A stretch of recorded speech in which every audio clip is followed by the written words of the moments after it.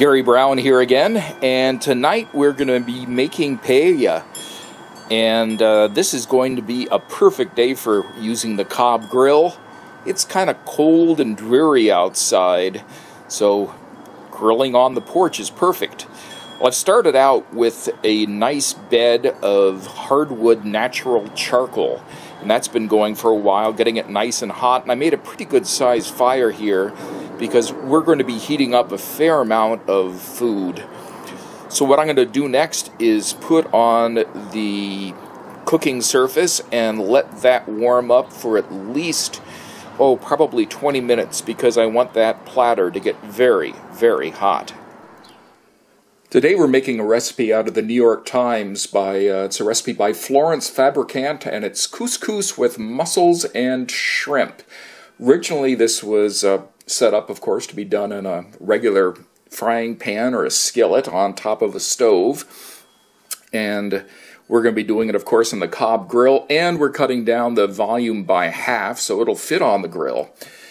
Let's take a quick look at what we're going to be using in here. We're going to be starting out with 1 ounce of chorizo, diced right here. Then we have 1/2 of a medium onion.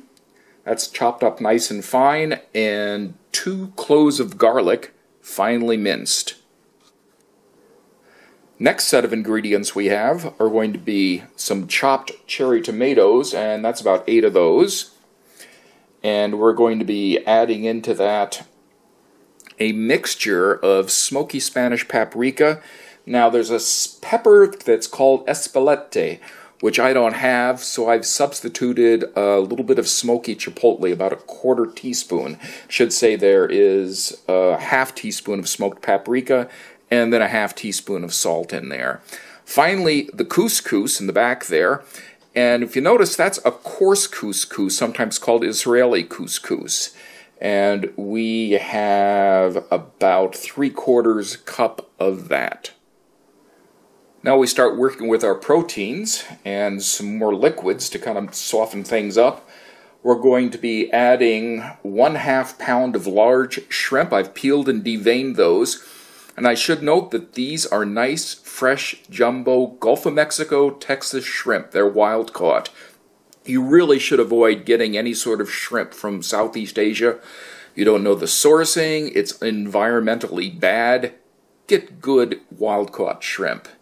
Adding into that, we're going to be having 1/3 cup of dry vermouth and 1/2 cup of fish stock. I'm lucky that my fishmonger also sells fish stock.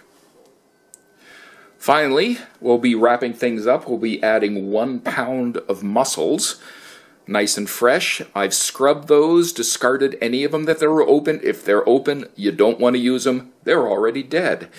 So they're scrubbed, and I removed what's called the beard, which is kind of this, a little bit of a fuzzy, fabric-y thing that hangs in from the mussels.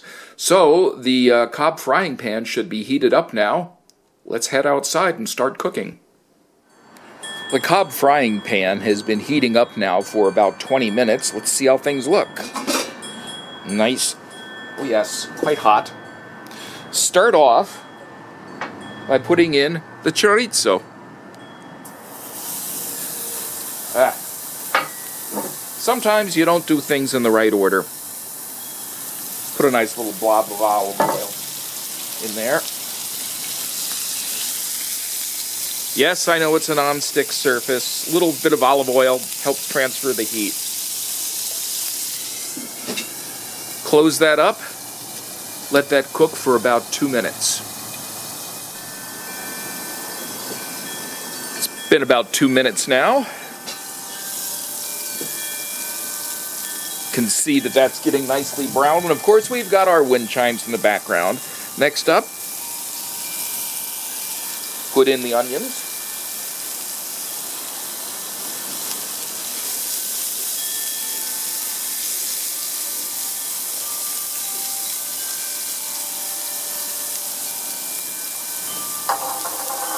And on top of that, we're going to be putting the smoky paprika, the salt, and the chipotle.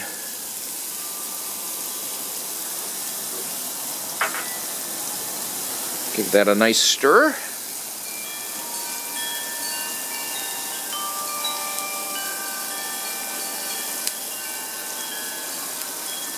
and cover it up. Give that about 4 minutes. It's been a couple of minutes. See how things are coming. Onions are nicely softened. Next in the garlic. Now, I always add the garlic at the end. Sometimes they say, oh, add it at the same time as the onions. And I don't like doing that because it's really easy to burn garlic. Garlic cooks very, very, very quickly. So I just put it in there kind of at the end. Add our tomatoes.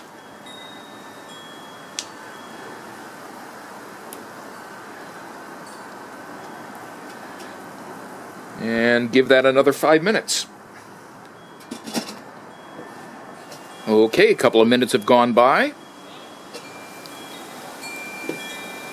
And you can see the tomatoes have nicely softened. Next in, couscous.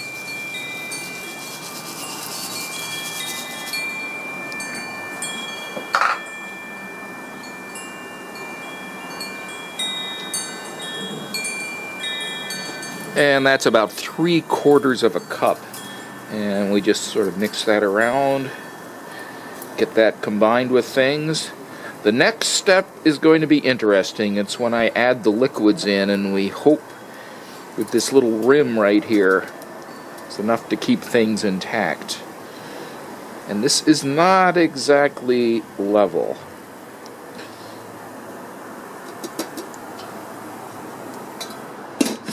In we go.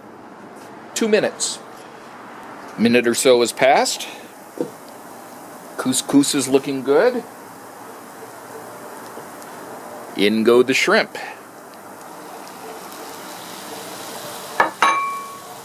That nice sizzle is telling us that that pan is still pretty warm, which is exactly what we want. So we'll kind of mix things up a little bit here. Now, the moment of truth. First we put in the vermouth.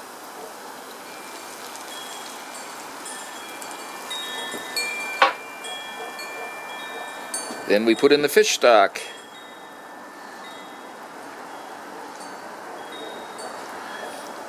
And it fits! Oh, we are a happy camper.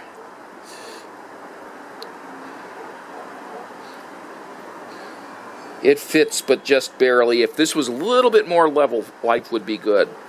So, we're going to close up the lid. This needs to come to a simmer and cook for 5 minutes or so. So I'm guessing it's probably going to be about 10 minutes total before this thing is ready. For the mussels, the next step. Things have been chugging along. Oh, look at those happy shrimp. Last bit, mussels. Just sort of scatter those on the top, and what's going to happen is those guys are going to get steamed. And we'll open up.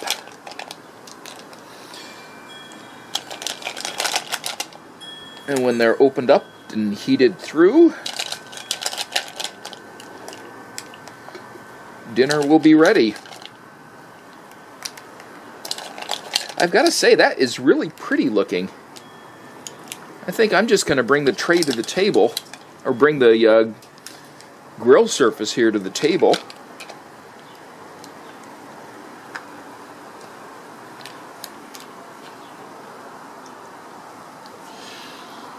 And serve it right at the table. So the mussels are in. That's probably going to take about 5 or 6 minutes. Well, I've made a decision. Just happens to be that I've got some asparagus. Let's just throw them on too. Back in the steam.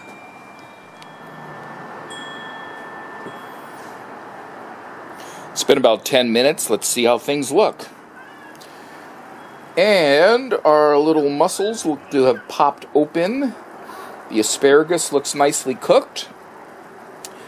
I am going to get the Cobb lifter and bring this inside, and I think it's time for dinner.